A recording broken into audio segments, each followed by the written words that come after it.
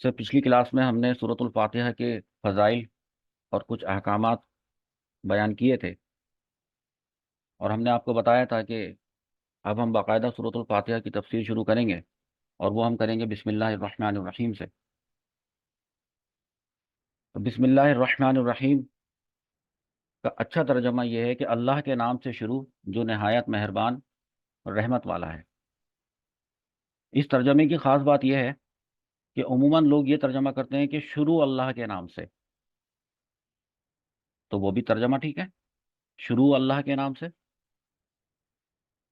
تو جب شروع ہی اللہ کے نام سے کرنا ہے تو ہمارے ترجمے میں لفظ اللہ یہ پہلے آنا چاہیے، وہ زیادہ اچھا ہے کہ شروع اللہ کے نام سے کے بجائے اللہ کے نام سے شروع۔ یعنی ہماری زبان سے نکلنے والا پہلا لفظ ہے اللہ، اللہ کے نام سے شروع جو نہایت مہربان رحمت والا ہے۔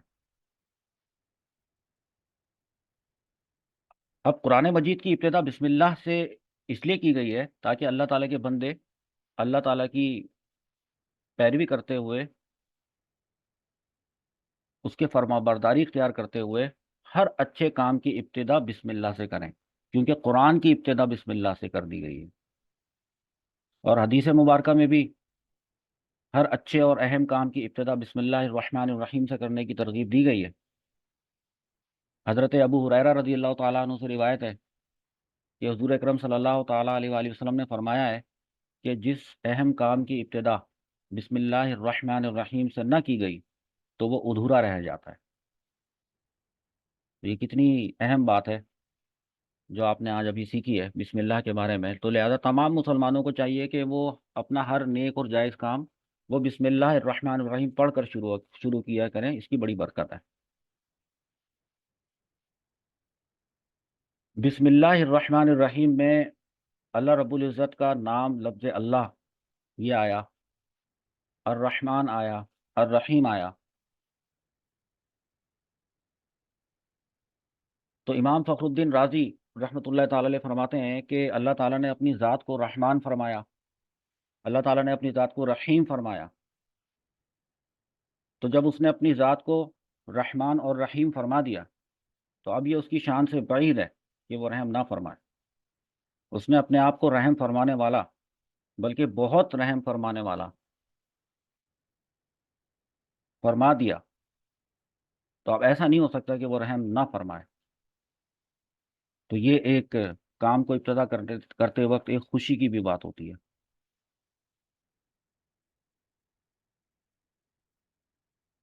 یہ جو قرآن پاک میں بسم اللہ الرحمن الرحیم ابتدا میں لکھی ہے، اس کے بارے میں کچھ ضروری باتیں آپ کو میں بتاتا ہوں، بڑی اچھی باتیں، انٹرسٹنگ ہیں، کہ آپ نے دیکھا ہوگا کہ بسم اللہ ہر صورت کی شروع میں لکھی ہوئی ہوتی ہے۔ دراصل یہ جو بسم اللہ الرحمن الرحیم ہے یہ پوری ایک آیت ہے قرآن پاک میں، یہ سورہ نمل کی آیت نمبر 30 ہے، وہ اس آیت کا یہ حصہ ہے۔ البتہ بسم اللہ الرحمن الرحیم ہر صورت کے شروع کی آیت نہیں ہے جیسے کہ لکھی ہوتی ہے، بلکہ پورے قرآن کی ایک آیت ہے جسے ہر صورت کے شروع میں لکھ دیا جاتا ہے تاکہ دو صورتوں کے درمیان ایک فاصلہ قائم ہو جائے۔ تو اسی لیے دیکھتے ہیں آپ کے صورت کے اوپر ہیڈنگ کے طور پر بسم اللہ الرحمن الرحیم لکھی جاتی ہے، آیات کی طرح ملا کر نہیں لکھتے اس کو۔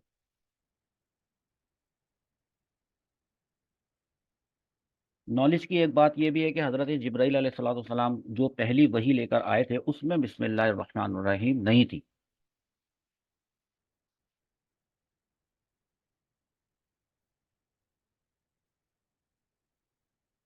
اچھا، اب یہ جو قرآن پاک کی مختلف صورتوں کی جب ہم تلاوت کر رہے ہوتے ہیں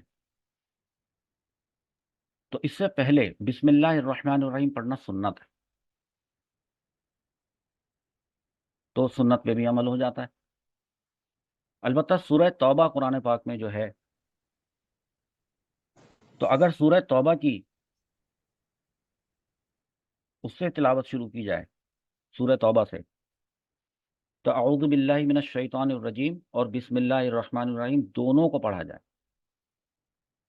اور اگر تلاوت کے دوران سورہ توبہ آ جائے یعنی اس سے پہلے والی صورت پڑھ رہے تھے اور پڑھتے پڑھتے سورہ توبہ آ گئی ہے، اس کو ملانا ہے، تو اب بسم اللہ پڑھنے کی حاجت نہیں ہے۔ یہ تو بات ہو گئی کچھ بسم اللہ الرحمن الرحیم کی۔ تو ہم بھی اپنے اس نیک کام کا آغاز جو ہے حضور اکرم صلی اللہ تعالیٰ علیہ وآلہ وسلم کی حدیث مبارکہ پہ عمل کرتے ہوئے بسم اللہ الرحمن الرحیم سے کرتے ہیں۔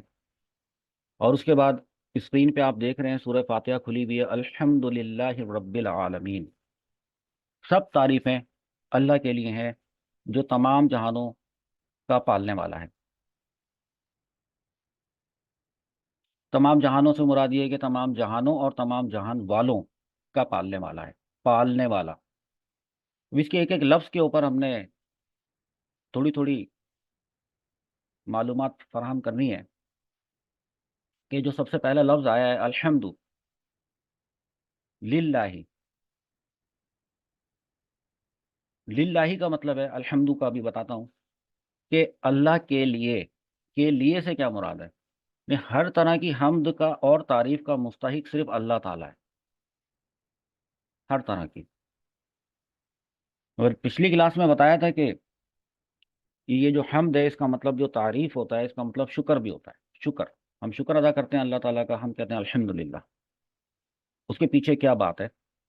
دراصل یہ جو حمد ہے، یہ جو حمد کا لفظ ہے، اس کا مطلب کیا ہوتا ہے کہ کسی کی اختیاری خوبیوں کی بنا پر اس کی تعریف کرنا، اس کی خوبیوں کی بنا پر اس کی تعریف کرنا۔ ہم جو اللہ تعالیٰ کی تعریف بیان کرتے ہیں تو اللہ رب العزت کی خوبیوں کی، صفات کی بنا پر اس کی تعریف کے لیے الحمد کا ورڈ استعمال کرتے ہیں۔ اور پھر میں نے کہا کہ اس کا مطلب شکر ادا کرنا بھی ہوتا ہے۔ تو شکر ویسے کسے کہتے ہیں؟ شکر کا مطلب کیا ہے ویسے؟ شکر کا مطلب یہ ہے کہ کسی کے احسان کے مقابلے میں، کسی کے احسان کے بدلے میں زبان سے، دل سے یا اپنے پورے اعضائے بدن سے اس کی عزت کرنا، اس کی تعظیم کرنا، اس کے احسان کے بدلے میں۔ اور ہم چونکہ اللہ رب العزت کی حمد عام طور پر اس کے احسانات کے پیش نظر ہی کرتے ہیں۔ اللہ رب العزت کے ہم پر جو احسانات ہیں، ان احسانات کی وجہ سے ہم حمد کرتے ہیں، تو دراصل یہ ہماری حمد جو ہے وہ شکر بھی ہوتی ہے۔ تو ہم الحمد للہ رب العالمین پڑھتے وقت دراصل ہمارے ذہن میں یہ کانسیپٹ ہونا چاہیے کہ ہم تعریف بھی بیان کر رہے ہیں اور شکر بھی ادا کر رہے ہیں۔ حضرت انس بن مالک رضی اللہ تعالیٰ عنہ سے ایک حدیث روایت ہے، صحیح مسلم کی یہ حدیث ہے، حدیث نمبر 4734۔ میں نے آپ لوگوں کو کچھ لنکس بھیجے ہیں موبائل اپلیکیشنز کے اور ویب سائٹس کے، جس سے حدیث سرچ کرنے میں آپ کو آسانی ہوگی۔ اور اس پہ میں ایک الگ کلاس بھی رکھتا ہوں، وہ باقاعدہ ایک کلاس، ایسی کلاس میں رکھتا ہوں جس کے اندر میں ان موبائل اپلیکیشنز کو استعمال کرنے کا طریقہ بتاتا ہوں کہ اگر آپ کے پاس کوئی حدیث ہے، اردو میں ہے، اس کے کچھ الفاظ آپ کے پاس ہیں، تو وہ ان الفاظ کی مدد سے اصل حدیث تک کیسے پہنچا جا سکتا ہے، کہ پتہ چلے کہ وہ کون سی کتاب میں ہے اور اس کا نمبر کیا ہے۔ وہ پوری ایک ٹریننگ دیتے ہیں جس میں حدیث کے انٹرنیشنل نمبر وہ بھی گائیڈ کرتے ہیں آپ کو۔ اور پہلے حدیث کی کتابیں جلدوں میں آیا کرتی تھی، ابھی بھی جلدوں میں ہوتی ہے، لیکن اب پوری ایک ایک جلد میں بھی ہوتی ہے کتاب، اس کی نمبرنگ وہ الگ ہوتی ہے۔ تو یہ جو حدیث میں نے بھی صحیح مسلم کی آپ کو بیان کرنی ہے، حضرت انس بن مالک رضی اللہ تعالیٰ عنہ سے، یہاں پہ میں ایک بات بتاتا چلوں کہ حضرت انس بن مالک یہ مرد صحابی ہیں، تو جب ان کے نام کے ساتھ عنہ رضی اللہ تعالی کے بعد جب عنہ پڑھا جاتا ہے تو کچھ لوگ اس کو انہا پڑھتے ہیں۔ ہا نہیں پڑھنا چاہیے، ہا صرف صحابیات کے لیے ہوتا ہے، مؤنث کے لیے، اور مذکر کی جو ضمیر ہے وہ ہوتی ہے ہو۔ تو جب بھی کسی صحابی کا نام لیں تو رضی اللہ تعالی عنہ، اللہ تعالیٰ ان سے راضی ہو، اگر ہو کہیں گے تو وہ مرد کی طرف اشارہ ہے، انہا کر دیں گے تو وہ عورت کی طرف اشارہ ہوتا ہے، اس کا لحاظ رکھا کریں، رضی اللہ تعالی عنہ۔ تو حضرت انس بن مالک رضی اللہ تعالی عنہ سے روایت ہے کہ نبی اکرم صلی اللہ تعالی علیہ وآلہ وسلم نے ارشاد فرمایا، اللہ تعالیٰ بندے کی اس بات سے خوش ہوتا ہے کہ وہ کچھ کھائے تو اللہ تعالیٰ کی حمد کرے، کچھ پیے تو اللہ تعالیٰ کی حمد کرے، اس سے اللہ رب العزت خوش ہوتا ہے۔ اور ہم ابھی اپنے اس لفظ الحمد رب العالمین میں جو الحمد ہے، اسی کو اسٹڈی کر رہے ہیں۔ اسی کے ضمن میں ایک اور حدیث وہ سماعت فرمائے، حضرت جابر بن عبداللہ رضی اللہ تعالی عنہ سے روایت ہے کہ نبی کریم صلی اللہ تعالی علیہ وآلہ وسلم نے ارشاد فرمایا، سب سے افضل ذکر لا الہ الا اللہ ہے، اور سب سے افضل دعا وہ الحمدللہ ہے۔ اب یہ غور طلب بات ہے کہ دعا الحمدللہ یہ سب سے افضل دعا ہے۔ ابن ماجہ کی حدیث ہے 3800، اور ابن ماجہ ہی کی حدیث 3805، اس میں حضرت انس بن مالک رضی اللہ تعالیٰ عنہ ہی سے روایت ہے کہ حضور اقدس صلی اللہ تعالیٰ علیہ وسلم نے ارشاد فرمایا کہ جب اللہ تعالیٰ اپنے بندے پر کوئی نعمت نازل فرماتا ہے اور وہ نعمت ملنے پر وہ بندہ الحمدللہ کہتا ہے، تو یہ حمد، اس کا یہ حمد بیان کرنا اللہ تعالیٰ کے نزدیک اس دی گئی نعمت سے زیادہ افضل ہے۔ یعنی اللہ تعالیٰ نے چاہے کسی کو کوئی بہت بڑی عظیم نعمت بھی نواز دی، اس پر اگر اللہ رب العزت کا شکر ادا کیا، اس نے کہا الحمدللہ، تو اللہ رب العزت کی بارگاہ میں اس کا الحمدللہ کہنا اس نعمت سے افضل ہے۔ اس کے بعد الحمد کے بعد لفظ للہ، آپ کو پتہ ہے للہ کا مطلب ہے اللہ کے لیے۔ یہ جو للہ میں لفظ اللہ سے پہلے لام ہے، لام زیر لی ہے، یہ لام جارہ ہوتا ہے، عربی گرامر پڑھنے والے اس کو سمجھتے ہیں۔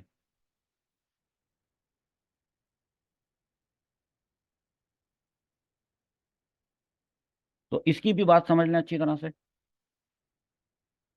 کہ ہم مسلمان ہیں اور ہم اللہ کے بندے ہیں، اور ہم یہ مانتے ہیں، ہم اس بات پر ایمان لائے ہیں کہ اللہ کے سوا کوئی عبادت کے لائق نہیں ہے، اللہ تعالیٰ ہی ہمارا رب ہے۔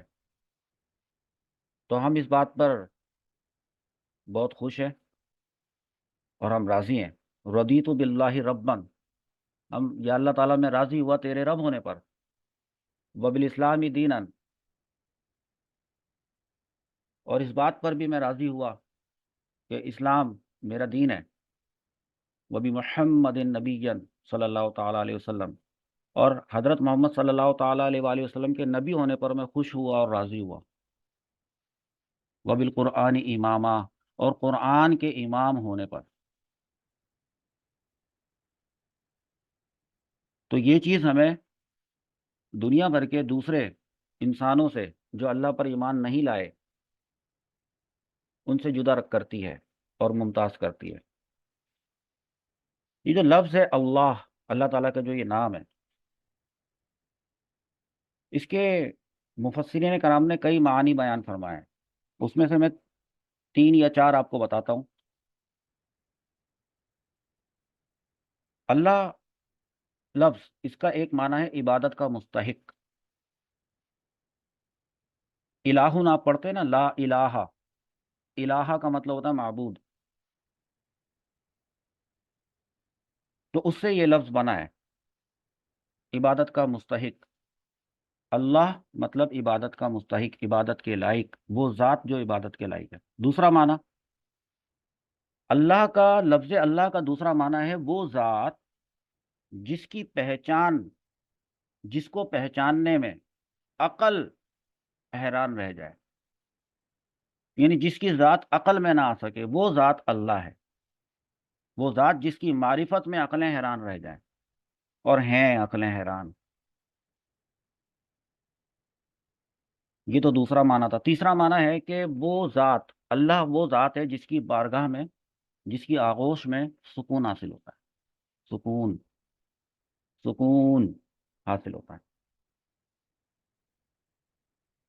اور مفسرین کرام نے اللہ کے نام کا ایک چوتھا معنی یہ بھی بیان کیا ہے کہ اللہ وہ ذات ہے کہ مصیبت کے وقت جس کی پناہ تلاش کی جاتی ہے، یا مصیبت کے وقت جس کی پناہ تلاش کی جائے، تو اس لیے ہم نے پڑھا الحمدللہ۔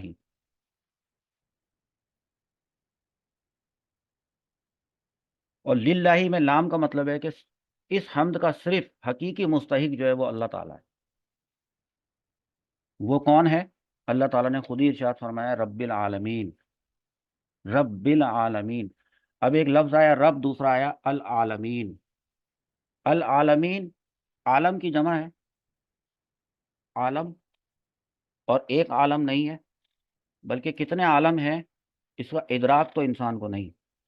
یہ اللہ اور اس کا رسول صلی اللہ تعالیٰ علیہ وآلہ وسلم بہتر جانتے ہیں کہ کتنے عالم ہیں۔ اردو میں جہان کہتے ہیں، کتنے جہان ہیں، جتنے بھی جہان ہیں ان سب کا رب۔ اب یہ جو لفظ ہے نا رب، رب لفظ بڑا امپورٹنٹ ہے اس میں، کہ ہم نے مانا کہ اللہ ہمارا رب ہے۔ اس کے کئی معنی ہیں ویسے، جیسے کہ سید، آقا، مالک، معبود، اور اس کا جو لغوی معنی ہے وہ ہے پالنے والا، پالنے والا، تمام عالمین کا پالنے والا۔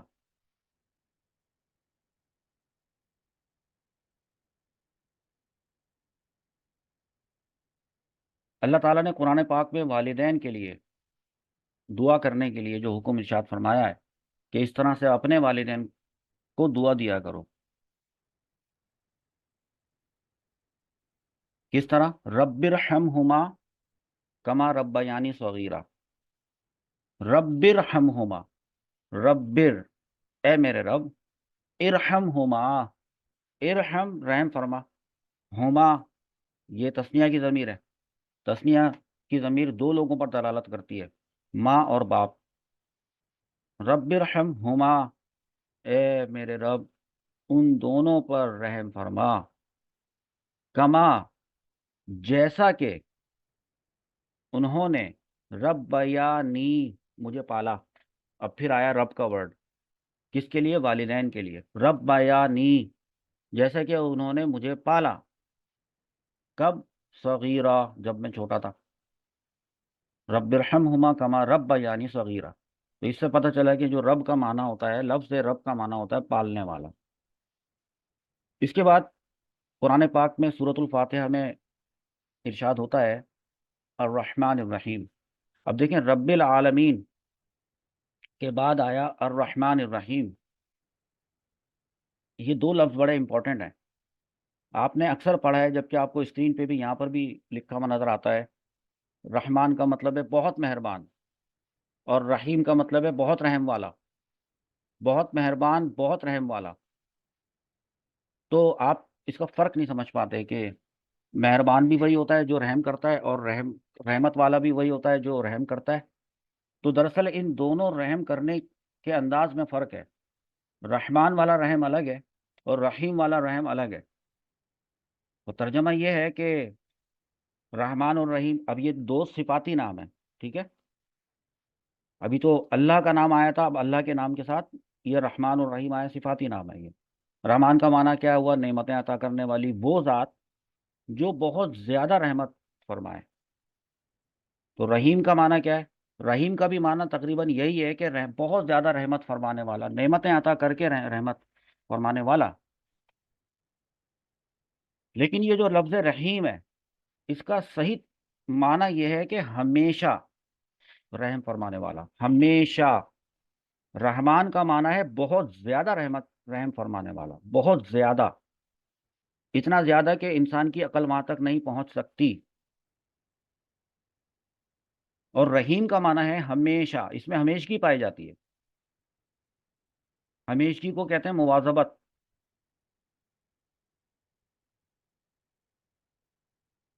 رب العالمین کے بعد اللہ تعالیٰ نے اپنے یہ جو دو اوصاف بیان کیے ہیں، رحمان اور رحیم،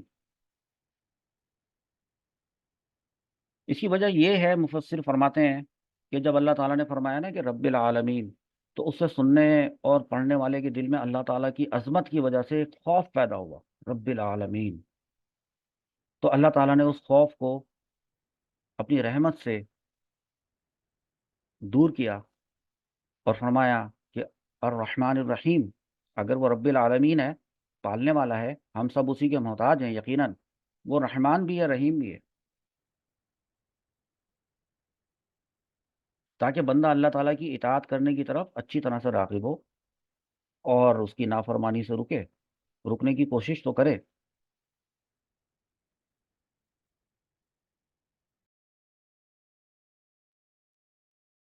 صحیح مسلم کی ایک اور حدیث آپ سماعت فرمائیں، حضرت ابو ہریرہ رضی اللہ تعالیٰ عنہ سے روایت ہے کہ رسول اللہ صلی اللہ تعالیٰ علیہ وسلم نے فرمایا کہ اگر مومن جان لیتا نا کہ اللہ تعالیٰ کے پاس کتنا عذاب ہے تو کوئی بھی اس کی جنت کی امید نہ رکھتا، اور اگر کافر جان لیتا کہ اللہ تعالیٰ کے پاس کتنی رحمت ہے تو وہ پھر کبھی جنت سے نا امید نہ ہوتا۔ تو لہذا ہر مسلمان کو چاہیے کہ وہ امید اور خوف کی ایک کیفیت کے درمیان میں رہے، بہت بے خوف بھی نہ ہو جائے جنت کے بارے میں جان کر، اللہ کی رحمت کے بارے میں جان کر، اور اللہ تعالیٰ کی رحمت کو مس انڈرسٹینڈ بھی نہ کرے کہ بہت زیادہ امیدیں لگائے۔ امید تو ضرور پختہ ہے، لیکن یہ مطلب نہیں ہوتا کہ امید لگا کر اور پھر گناہوں کی زندگی بسر کرے، بلکہ امید اور خوف کے درمیان رہے۔ اللہ تعالیٰ کی رحمت کی یہ جو وسعت ہے، رحمان اور رحیم کے بارے میں بتا رہا تھا، میں ایک دم بات بھول گیا، دوبارہ بتاتا ہوں۔ ایک آسان الفاظ میں ہمارے اساتذہ ہمیں بتایا کرتے تھے، بڑی قیمتی سی بات ہے، لکھ لینے والی بات ہے، ابھی نہیں لکھنا ہے، جب اگر ریکارڈنگ سن رہے ہو تو۔ رحمان کا مطلب ہے بہت رحم فرمانے والا، رحیم کا مطلب ہے بہت رحم فرمانے والا، اور ہمیشگی ہے اس میں۔ تو اساتذہ فرماتے ہیں کہ رحمان والی جو رحمت ہے وہ گویا کہ ایسے جیسے ٹھاٹھیں مارتا ہوا سمندر جیسی رحمت فرمانے والا، اچانک سے رحم آیا اور کایا پلٹ گئی، سب دکھ درد دور ہو گئے اور عقل حیران رہ گئی، ایسا رحم الرحمن۔ اور رحیم کا مطلب ہے جو ہمیشہ رحم فرمانے والا ہے، وہ دریا کی طرح ہے، وہ سمندر کی طرح تھا تو یہ دریا کی طرح ہے، کہ مستقل رحمت اللہ تعالیٰ کی دریا کی طرح سے بہتی ہوئی ہماری طرف، مستقل، دھیرے دھیرے، کنٹینیوسلی، کانسٹینٹلی، یہ وہ رحم ہے۔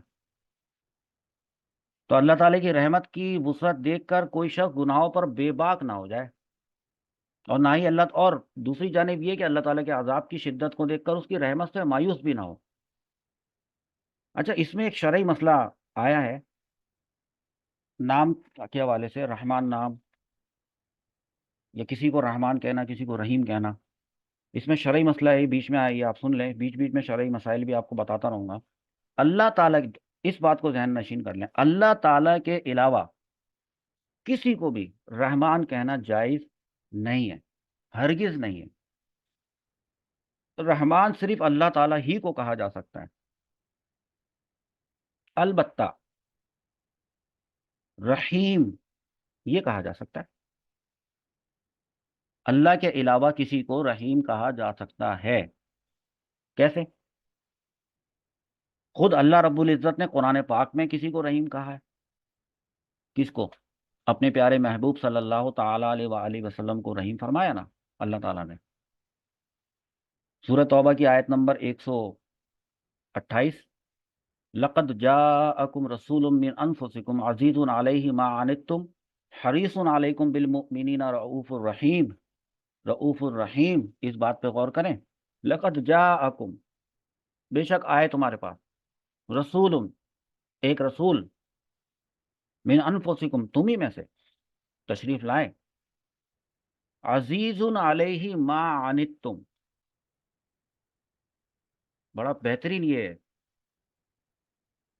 کہ جن پر تمہارا دشواری میں پڑنا بہت دشوار گزرتا ہے۔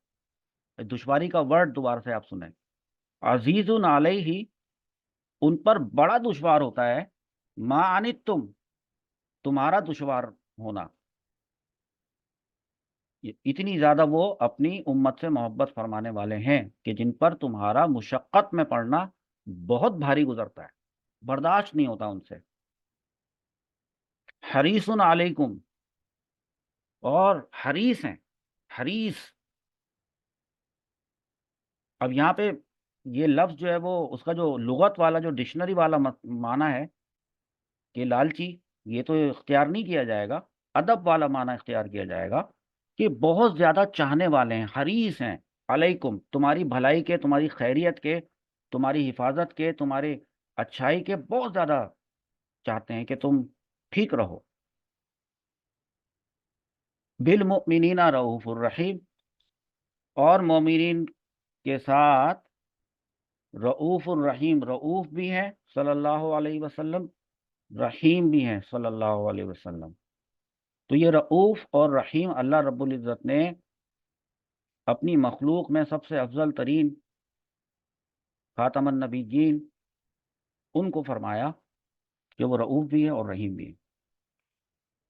तो ये हमने जो अभी बयान किया है, ये अल्हम्दुलिल्लाहि रब्बिल आलमीन अर्रहमानिर रहीम तक की बात थी। उसके बाद फरमाया है मालिक यौमिद्दीन, मालिक, और यौमिद्दीन, यौमिद्दीन का मतलब है, यौम का मतलब दिन, और दीन का मतलब होता है जजा, यानी ये मुरक्कब इजाफी है। मालिकी यौमिद्दीन, इसका उल्टा तर्जमा किया जाता है कि जजा के दिन का मालिक। तो जजा के दिन से मुराद कयामत का दिन है। तो उस दिन जो है वो नेक अमाल करने वालों को सवाब मिलेगा, गुनाहगारों को सजा मिलेगी। और मालिक कहते हैं कि जिसकी मिल्कियत में चीज हो, जैसे चाहे वो उस पर तसर्रुफ करे। तो कयामत के दिन, क्योंकि अल्लाह अल्लाह ताला अगरचा दुनिया और आखिरत दोनों का मालिक है, दुनिया का भी और आखिरत का भी, लेकिन यहाँ पे कयामत के दिन उसको बतौर खास इसलिए जिक्र किया ताकि उस दिन की अहमियत पता चले कि उस दिन और कोई बादशाह नहीं होगा, ये मिल्कियत है खुसूसी। उसके बाद अल्लाह ताला ने गोया के सिखाया है, ये दरअसल सब अल्लाह रब्बुल इज़्ज़त की तरफ से तालीम है कि सीखो कि मुझसे जब मांगो तो ऐसे मांगो, पहले हम्द बयान करो, मेरी तारीफ बयान करो, मेरी मारिफत बयान करो।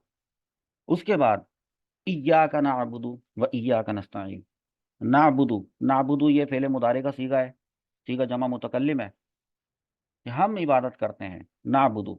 उससे पहले जो इय्या का आया है, इसका मतलब है कि हम तेरी ही इबादत करते हैं, हम तेरी ही इबादत करते हैं। इसमें इसमें थोड़ा प्रेशर है, खुसूसियत है, तख इय्या का। और खाली नाबुदु का मतलब हम इबादत करते हैं। आपने यहाँ पे जो तर्जमा आपको स्क्रीन पे नजर आ रहा है, उसमें आपको वर्ड टू वर्ड भी तर्जमा आ रहा है। अगर आप यहाँ पे देखें, यहाँ पर नाबुदु, हम इबादत करते हैं, नाबुदू का भी हो सकता था, नाबुदू के बाद एक काफ जमीर लगती, नाबुदू का हम तेरी इबादत करते हैं। ईया वो पहले आया है, उसके साथ ईया लगा है, तो उसका मतलब है तेरी ही इबादत करते हैं, सिर्फ तेरी इबादत करते हैं। व ईया का नस्ताइन, वाव का मतलब और ईया का तुझसे ही, नस्ताइनु, नस्ताइनु, नस्ताविनु था ये, इसके हरूफ असलिया होते हैं, ये आप लोग अरबी ग्रामर में सीख रहे हैं, तो इसके हरूफ असलिया हैं आइन, वाव और नून। इस्तावना यस्ताविनु से बना नस्ताविनु, और वो वाव जो है वो एक तालील के कायदे के तहत या में तब्दील हो गया, तो बना नस्ताविनु से नस्ताईनु, और आखिर में वक्फ है तो नस्ताइन।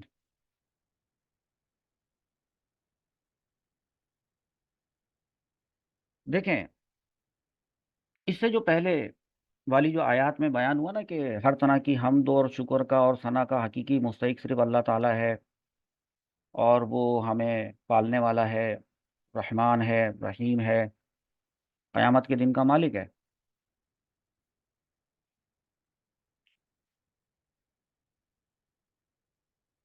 تو ہم نے اللہ رب العزت سے عرض کی کہ یا اللہ تعالیٰ ہم تو صرف تیری ہی عبادت کرتے ہیں اور تجھی سے مدد مانگتے ہیں۔ یہاں پر جو ہم نے یہ جو لفظ عبادت آیا ہے تو اس میں ایک چیز امپورٹنٹ ہے، اس کو یوں کہہ کے سمجھا کے آگے گزر جانا ٹھیک نہیں ہے کہ آگے چلے جاؤں اور اہدنا الصراط المستقیم کا ترجمہ بتاؤں، بلکہ یہاں پر ایک جو لفظ آیا نا نعبدو، عین با اور دال اس کے حروف اصلیہ عبادت کرنا، یہاں پہ ایک بڑی امپورٹنٹ بات سیکھنے کی ہے، اور وہ یہ ہے کہ ایک ہوتا ہے لفظ عبادت، ایک ہوتا ہے تعظیم۔ عبادت اور تعظیم میں فرق ہوتا ہے، اس کو ذہن میں رکھیں۔ عبادت کا مفہوم تو بہت واضح ہے، اتنا ہی سمجھنے کے لیے کافی ہے کہ کسی کو عبادت کے لائق سمجھتے ہوئے اس کی تعظیم کرنا یہ عبادت کہلاتا ہے۔ پھر سنیں، کسی کو کسی کو بھی عبادت کے لائق سمجھتے ہوئے اس کی کسی بھی قسم کی تعظیم کرنا یہ عبادت کہلاتا ہے۔ ہم اللہ تعالیٰ کی جو عبادت کرتے ہیں دراصل وہ تعظیم کرتے ہیں اللہ تعالیٰ کی، لیکن اس تعظیم کو عبادت کا لفظ نام اس لیے دیا جاتا ہے کیونکہ ہم اللہ تعالیٰ کو عبادت کے لائق سمجھتے ہوئے اس کی تعظیم کرتے ہیں۔ یہ بات سمجھ میں آئی آپ کو؟ اس لیے اس تعظیم کا نام عبادت ہے، اور اگر عبادت کے لائق نہ سمجھے کوئی تو پھر وہ صرف تعظیم رہ جائے گی، عبادت نہیں کہلائے گی۔ اس کا فرق سمجھیں ذرا، بڑی ٹیکنیکل سی بات ہے لیکن ہے بڑی آسان۔ جیسے نماز میں ہاتھ باندھ کر قیام میں کھڑا ہونا یہ عبادت ہے، لیکن کیا زندگی میں ہم یہ جو ہم ہاتھ باندھتے ہیں کھڑے ہوتے ہیں، کیا صرف ہم نماز میں ہی ہاتھ باندھ کر کھڑے ہوتے ہیں؟ ماں باپ کے سامنے ہاتھ باندھ کر نہیں کھڑے ہوتے کبھی؟ کیا اساتذہ کے سامنے، بڑوں کے سامنے ہوتے ہیں نا؟ تو پھر کیا وہ شرک ہو جاتا ہے؟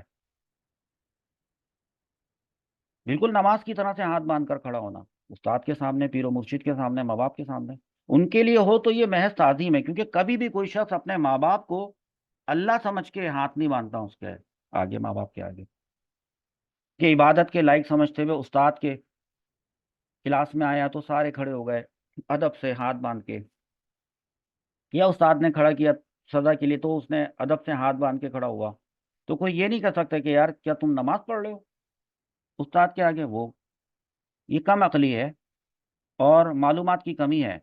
معلومات یہ کہتی ہیں کہ عبادت کے لائق سمجھتے ہوئے کسی کے آگے ہاتھ باندھ کے کھڑے ہونا یہ عبادت کے لائق سمجھتے ہوئے والا عبادت ہے، اور اگر عبادت کے لائق نہیں سمجھتا تو محض یہ ایک تعظیم ہے، عبادت نہیں ہے۔ دونوں میں بڑا واضح فرق ہے۔ اور ایک نابودو کے اندر یہ جو ہم والی بات آئی ہے نا، نون جو آیا نابودو کا نون، اس کی جگہ حمزہ بھی آ سکتا تھا، آبدو، میں عبادت کرتا ہوں، ایاک اعبدو، میں تیری ہی عبادت کرتا ہوں، یہ بھی آ سکتا تھا۔ و ایاک نستعینو کی جگہ استعینو بھی آ سکتا تھا کہ میں، لیکن یہاں پہ اللہ رب العزت نے جو ہمیں سکھایا وہ نعبدو سکھایا، نون کے ساتھ جمع متکلم کا صیغہ، کہ ہم، میں نہیں، ہم عبادت کرتے ہیں۔ تو اس سے معلوم ہوا کہ یہ جو نماز ہے، جو عبادت ہے، جس میں سے کہ ایک نماز بھی ہے، اور چونکہ سورہ فاتحہ جو ہے نماز میں پڑھنا یہ لازمی جز ہے اس کا قیام میں، اس کے بغیر نماز نہیں ہوتی ہے، تو اس کو اگر نماز سے اس وقت ریلیٹ کر بھی دیں کریں اگر، تو پھر پتہ چلا نا یہ جو ہم والی بات ہے، اس سے پتہ چلتا ہے کہ نماز جماعت کے ساتھ ادا کرنی چاہیے، اور کسی بھی عبادت ہو کوئی بھی ہو اس میں دوسروں کے ساتھ مل کر عبادت کرنا، دوسروں کو عبادت میں شریک کر کے عبادت کرنے کا فائدہ یہ ہوتا ہے کہ گناہ گاروں کی عبادتیں، کیونکہ جب بہت سارے لوگ مل جائیں گے اس میں کچھ گناہ گار ہوں گے کچھ نیک ہوں گے، تو وہ جو گناہ گار ہوں گے ان کی بھی جو عبادت ہے وہ اللہ کے محبوب اور مقبول اور نیک بندوں کی عبادتوں کے ساتھ مل جائیں گی، جمع ہو جائیں گی، جمع ہو کر پھر وہ قبولیت کا درجہ پائیں گی۔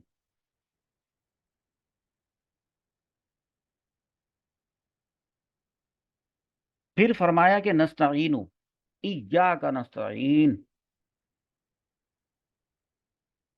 امام عبداللہ بن احمد نصفی رحمۃ اللہ تعالی فرماتے ہیں کہ عبادت کو مدد طلب کرنے سے پہلے ذکر کیا، یعنی ایسا یہ لفظ جو آیا ہے ایاک نعبد و ایاک نستعین، اس میں دو کام بتائے گئے ہیں، ایک نعبد اور ایک نستعین، ہم تیری عبادت کرتے ہیں اور تجھی سے مدد مانگتے ہیں۔ تو یہ یوں بھی ہو سکتا تھا، کوئی سوچ سکتا ہے کہ یہ یوں بھی ہو سکتا تھا کہ ایاک نستعین و ایاک نعبد، پہلے مدد مانگ لیتے بعد میں عبادت کا ذکر کر دیتے، دونوں باتیں تو بیچ میں واو ہے، لیکن عبادت کا ذکر پہلے کرنا، بندے کا عبادت کو مدد طلب کرنے سے پہلے ذکر کرنا، کیونکہ لاجک کی بات ہے کہ حاجت طلب کرنے سے، مدد طلب کرنے سے پہلے اللہ تعالیٰ کی بارگاہ میں کوئی نہ کوئی وسیلہ پیش کرنا چاہیے، اس سے قبولیت کے چانسز اسٹرانگ ہو جاتے ہیں۔ آگے دعا مانگنے جا رہا ہے اہدنا الصراط المستقیم، تو اس سے قبولیت کے چانسز بڑھ گئے کہ پہلے، اس سے پہلے کہ وہ مدد مانگنے کا ذکر کرتا، اس نے پہلے اللہ رب العزت کی بارگاہ میں ایک وسیلہ پیش کیا، اور وہ وسیلہ یہ ہوا کہ ایاک نعبد، یہ وسیلہ ہے، پھر مانگا اور یا اللہ ہم تجھ سے مدد مانگتے ہیں۔ یہ سبق اس صورت سے مل رہا ہے۔ وسیلہ کیا ہوتا ہے؟ جیسے یا اللہ تعالیٰ اپنی کوئی اچھی بات بتا کے، اپنی کوئی نیکی سوچ کے،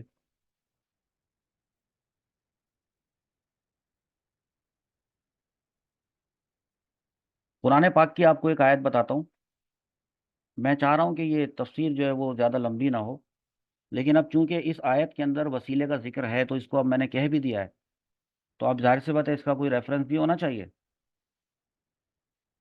سورہ مائدہ ہے، اس کی آیت نمبر 35 ہے، کھول کے دیکھیے گا۔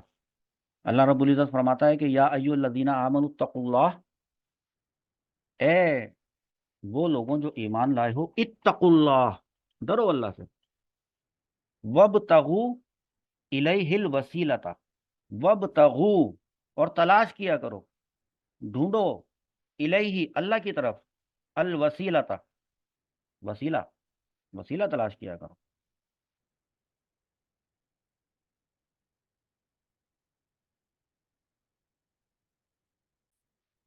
درمیان میں بیچ میں ایک بات اور سن لیں کہ جیسے آپ نے سیکھا تھا کہ سورہ فاتحہ یہ شفا ہے، سورہ فاتحہ پڑھنے سے شفا حاصل ہوتی ہے، تو ویسے ہی اگر کوئی سورہ فاتحہ پڑھے اور اس کو سورہ فاتحہ کا ترجمہ تک نہ آتا ہو، تب بھی اس کے لیے وہ شفا ہے بھائی، لیکن اگر کوئی اس کو سمجھ کے پڑھے پھر جو شفا ہوگی وہ کیسی شفا ہوگی، اور پھر اگر کوئی اس طرح سے پڑھے جیسے کہ ہم ابھی پڑھ رہے ہیں، ایک ایک لفظ کے اوپر غور کرتے ہوئے، کہ ہم کل بھی پڑھ رہے تھے، اس سے پہلے بھی پڑھ رہے تھے، ابھی تک ہماری سورہ فاتحہ چل رہی ہے، اگر اللہ تعالیٰ علم دے تو انسان ساری زندگی مرتے دم تک سورہ فاتحہ کی تفسیر بیان کرتا رہے، اور زندگی ختم ہو جائے سورہ فاتحہ کے حکمتیں ختم نہ ہو۔ حقیقت بات یہ ہے، اگر اللہ تعالیٰ دے کسی کو اتنا علم اور وہ بیان کرنا شروع کرے، تو زندگی، ایک زندگی کم ہے، کئی زندگیاں چاہیے، تب بھی سورہ فاتحہ کی، صرف اس سورہ فاتحہ کی حکمتیں، فضائل بیان نہیں کیے جا سکتے۔ ایاک نعبد و ایاک نستعین تک اب بندے میں کانفیڈنس آیا، اور وہ اس قابل ہوا کہ اب وہ اپنا مدعا اللہ رب العزت کے سامنے رکھے کہ میں تو یا اللہ تعالیٰ مطلب بندہ ہوں تیرا، محتاج ہوں، مطلبی ہوں، سیلفش ہوں، تو یا اللہ تعالیٰ تو مجھے ٹھیک کر دے، اہدنا الصراط المستقیم۔ ابھی اہدنا، یہ جو نون علی زبر نا ہے نا، اس کا مطلب ہے ہمیں، ٹھیک ہے، ہم اکیلے سورہ فاتحہ جب پڑھ رہے ہوتے ہیں تو ہماری مراد یہ ہوتی ہے کہ میں اور میرے ساتھ کے جتنے بھی ہیں، خاص طور پہ میں، اور عمومی طور پہ پوری امت، تو ہمیں اہدی کا مطلب ہے ہدایت دینا، اہدی، ہدایت دے، نہ ہمیں، کس چیز کی ہدایت دے؟ الصراط، راستے کی، کون سا راستہ؟ المستقیم، سیدھا، تو سیدھے راستے کی ہمیں ہدایت دے۔ اب یہاں پہ ایک گڑبڑ ہو جاتی ہے کہ بہت سے قرآن پاک کے ترجموں میں لکھا ہوتا ہے کہ ہمیں سیدھا راستہ دکھا، اور ہم جو ترجمہ پڑھ رہے ہیں اس میں ایک الگ بات لکھی ہے، دکھا بھی لکھا ہے، یہ دیکھیں آپ، ورڈ ٹو ورڈ میں لکھا ہے دکھا، لیکن ساتھ میں لکھا ہے چلا۔ اور مفسر صراط الجنان علامہ مفتی قاسم دامت برکاتہم العالیہ نے اس کا ترجمہ لکھا ہے چلا، ہمیں سیدھے راستے چلا۔ اب دکھا اور چلا میں فرق ہے، بڑا فرق ہے، کہ یہ ہمیں یہاں پہ یہ دعا سکھائی جا رہی ہے کہ بندہ یوں عرض کرے کہ اے اللہ تعالیٰ تو نے اپنی توفیق سے ہمیں سیدھا راستہ تو دکھا دیا تھا کہ ہم مسلمان ہیں، اور مسلمان پیدا ہوئے اور مسلمان ہیں الحمدللہ۔ ایسا نہیں کہ ہم کسی کافر گھرانے میں پیدا ہو گئے تھے یا مشرک، اور پھر بعد میں جو ہے وہ جب ہم شعور کی عمر کو پہنچے تو ہمیں پتہ چلا کہ ہمارے گھر والے کافر ہیں، مشرک ہیں، اور ہم جو ہے وہ تو ہم تو جو ہے وہ غلط ہیں، بلکہ فلانا مسلم عالم نے یہ بات بتائی ہے اور ہمارے دل کو لگی ہے تو ہم اسلام قبول کرتے ہیں، اور بعد میں پھر اس نے اسلام قبول کیا ہو، ہم ان میں سے تو نہیں، ہم تو پیدا ہی اسی طرح سے ہو گئے۔ یہ اللہ کا بڑا احسان ہے۔ اہدنا الصراط المستقیم، ہمیں سیدھے راستے پر چلا، کہ تو نے ہمیں سیدھا راستہ دکھا دیا، اب ہماری اس راستے کی طرف ہدایت فرما، اس میں ہدایت میں اضافہ فرما، اور ساتھ میں جب ہم چلیں اس راستے پر، سیدھے راستے پر، تو اس پہ ہمیں ثابت قدم رکھنا، یہ مطلب ہے۔ وہ دعا آپ نے نہیں پڑھ، ہم لوگ مانگتے ہیں ربنا لا تزغ قلوبنا بعد اذ ہدیتنا، یا اللہ تعالیٰ ہمارے دلوں کو ٹیڑھا مت کر دینا، لا تزغ، ٹیڑھا نہ کر دینا، قلوبنا، ہمارے دلوں کو، بعد اذ ہدیتنا، بعد اس کے کہ تو اب ہمیں ہدایت دے ہی چکا ہے، بعد اذ ہدیتنا، بعد اس کے اب جب کہ تو ہمیں ہدایت دے ہی چکا ہے، ہدایت کے راستے پر ہمیں اللہ تعالیٰ ڈال چکا ہے، اب ہم یہ اللہ تعالیٰ سے دعا کرتے ہیں کہ ہمیں ہدایت کے راستے پر چلا۔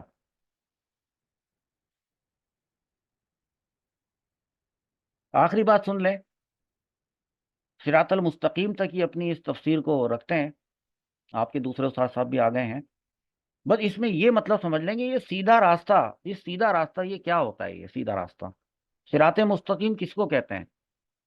دراصل یہ صراط مستقیم، بس بات کو یہاں پہ کلوز کرتے ہیں، دراصل یہ صراط مستقیم سے مراد ہے عقائد کا سیدھا راستہ، جو ہمارے بلیفز ہوتے ہیں۔ کون سے عقائد؟ جس پر تمام انبیاء کرام علیہ الصلوۃ والسلام چلے، ایک تو یہ ہو گیا وہ عقائد، اور عقائد کی آپ کلاس لیتے بھی ہیں، ابھی سیکھتے ہیں عقائد، عقائد سیکھنا ضروری ہے۔ مسلمان گھرانے میں اللہ تعالیٰ نے پیدا کر دیا ہے، عالم بنا کے پیدا نہیں کیا ہے، مسلمان بنا کر پیدا کیا ہے۔ سیکھنا تو ہمارا کام ہے، کہ اب ہم سیکھتے ہیں کہ ہم مسلمان ہیں، تو لفظ مسلمان کا مطلب کیا ہوتا ہے، ہمارا دین اسلام ہے، تو ہمارے یہ لفظ اسلام، اس کا مطلب کیا ہوتا ہے، اور یہ کہ ہم کیوں مسلمان ہیں۔ حضرت محمد صلی اللہ تعالیٰ علیہ وآلہ وسلم نے ہمیں اس دین کا بتایا ہے، وہ کون تھے؟ تو پھر انبیاء دیگر کون تھی، سارے عقائد پڑھ رہے ہیں آپ لوگ، تو ایک تو یہ عقائد کا سیدھا راستہ، جو غلط عقائد میں نہ پڑ جائیں۔